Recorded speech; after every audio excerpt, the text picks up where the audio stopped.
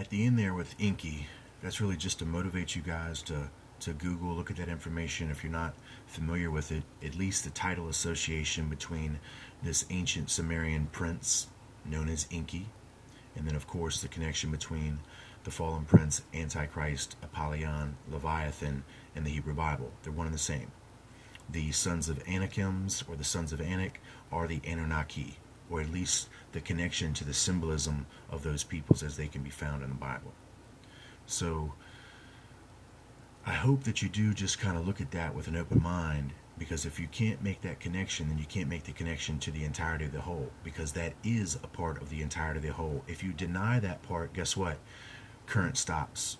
You're unable to make the flow. You're unable to make the flow, the continual flow of information, because now you just put a stumbling block before you, because you're unable to perceive the fullness of the truth to traditional interpretation, because you've been bound to the letter with what other people supposedly, who's supposed to know, are telling you about the Bible. So do yourself a favor and realize that those connections, that identity is real. I need you to see that so that you can see the rest of this, and you can see how it's going to connect to this current, so that I can blow your socks off. And what you need to understand is this. The chief Sumerian deity is Anu, A-N-U, as we've stated before. But if you follow what Zechariah Sitchin says, or the modern academic traditional societies as they present the information from ancient Sumeria about the Anunnaki, it's still going to be under deception, it's going to be under shadow. Understand that. You're not going to get what I'm telling you about that information. They're going to present it to you as mythology in such a way to where it's not going to be the same breakdown, but it'll be the same characters, because they're trying to hide something from you. I'm going to tell you what they've hidden, and I'm going to bring it forth to light. Anu is symbol for Lucifer. He is the chief god of the heavens that they're representing. Now remember, Enki is just a prince. He's the fallen prince. He's not the supreme deity, and he knows it, but he's trying to be the supreme deity over this world, this planet. So we have this other being, which is even higher, that you guys know about as Lucifer, but a bunch of other guys would have you believe that he don't exist. So if we got this fallen prince, well, who's his father? Well, he's representing his father as Lucifer, which is going to represent Anu.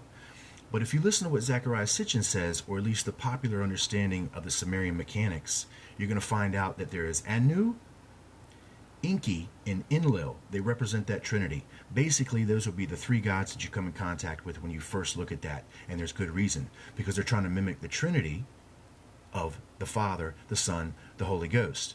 But they're trying to do it in their own little way of their characters. Well, Anu being Lucifer, well, you got to ask yourself, who is Enki? Well, Enki is the devil of the Hebrew Bible.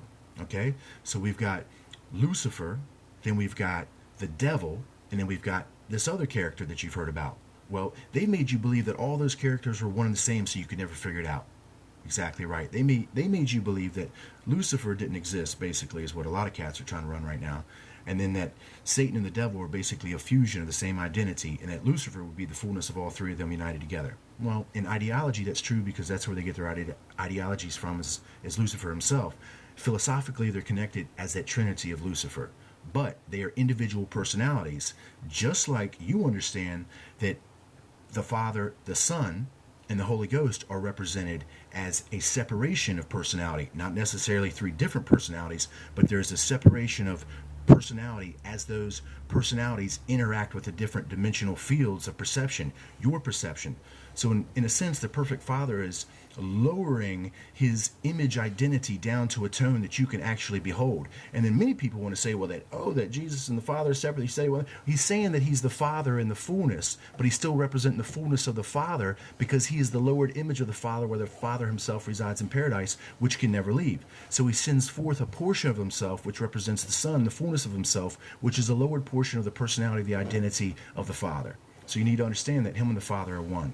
So this Anu is going to be Lucifer, the devil is going to be Enki, and then guess what? We got Satan. Who's Satan? Satan is Enlil. That's going to represent their holy trinity, if you will, unholy trinity. So we've got LSD, Lucifer, Satan, and the devil, the trinity, the illusion. I'll be back.